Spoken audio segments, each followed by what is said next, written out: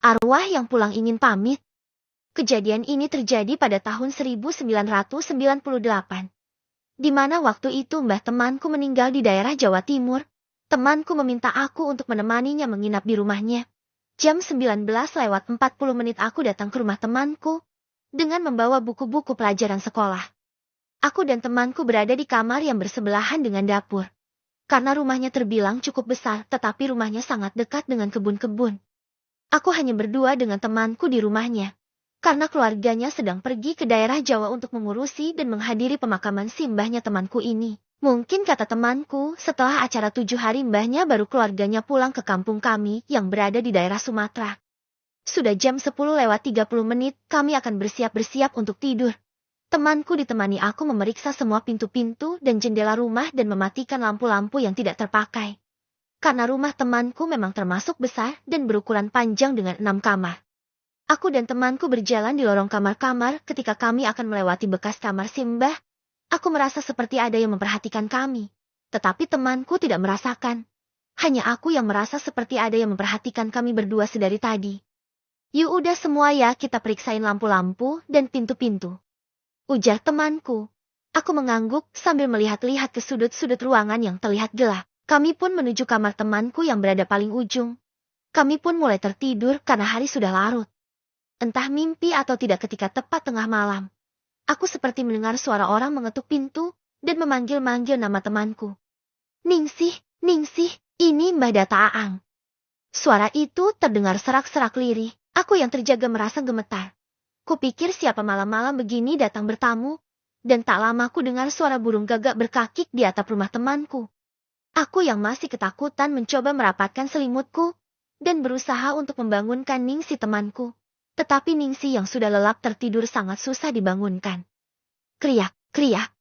Suara burung gagak itu semakin jelas terdengar. Tubuhku berkeringat dingin dan dengan merapatkan selimutku jelas sekali ku dengar suara itu lagi. Ningsih, Ningsih, ini Mbah Data Aang. Buka pintunya, bukaan Ningsih.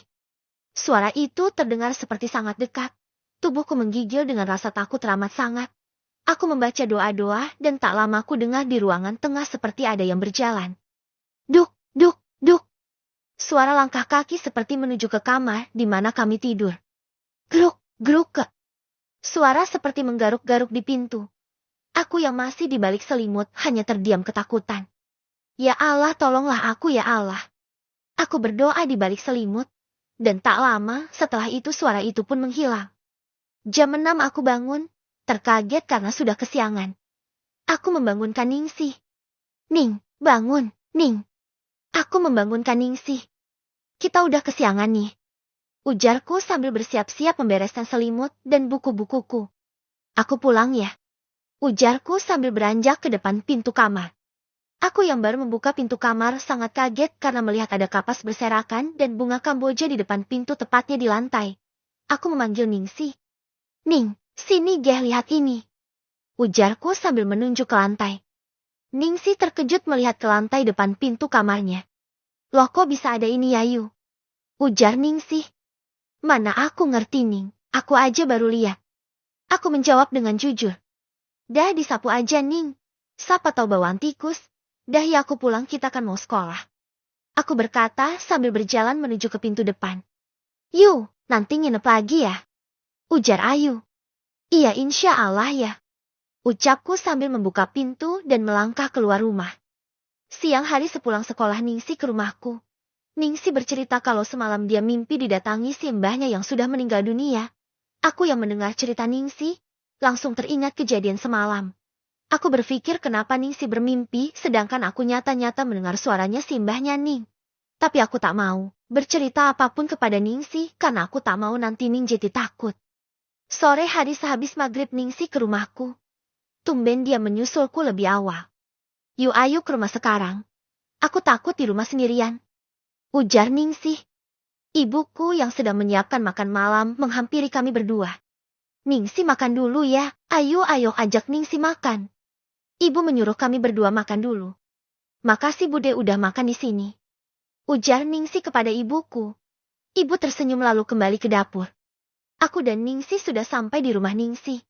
Kami masuk ke rumah. Seperti biasa Ningsih mengunci semua pintu dan mematikan lampu yang tidak terpakai. Kami menonton TV sebentar, setelah jam menunjukkan jam 21:45 kami pun menuju kamar untuk tidur. Jam 11 malam aku ingin ke kamar mandi ingin buang air kecil. Dengan tergesa-gesa aku berjalan menuju kamar mandi yang berada di belakang, dan langsung masuk ke kamar WC. Setelah selesai aku yang hendak menuju kamar tiba-tiba melihat sosok yang berdiri di depan meja dapur. Jelas kali itu, seperti mbahnya Ningsih berdiri dengan posisi membelakangi aku. Aku yang masih berdiri di pintu kamar WC, melihat sosok mbahnya Ningsih seperti sedang membuat kopi. Aku yang lupa kalau mbahnya Ningsih sudah meninggal lalu bertanya. Mbah lagi bikin kopi ya? Aku bertanya. Tak lama sosok mbah itu terdiam dan perlahan-lahan membalikan badannya melihat ke arahku. Astaga! Tetapi yang kulihat sungguh menyeramkan. Wajah si mbah pucat dengan hidung, telinga dan mata yang tertutup kapas.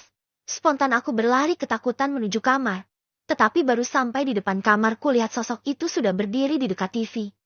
Aku yang tergagap ketakutan seketika roboh tak sadarkan diri. Ketika aku terbangun nampak di sampingku, ada ibu yang mengusap-usap rambutku. Oh, aku kenapa bu? Ujarku sambil mencoba duduk. Kamu pingsan Yu, kata ibu menjelaskan. Aku yang baru sadar dari pingsanku, bercerita kejadian semalam kepada ibu. Ibu berkata itu hal yang biasa sering terjadi kalau salah satu keluarga ada yang meninggal yang posisinya berada di daerah yang jauh. Biasanya arwahnya pulang untuk pamit dengan keluarganya. Aku pun baru mengerti mungkin itu arwah si mbah yang ingin bilang pamit ke Ningsih. Tamat.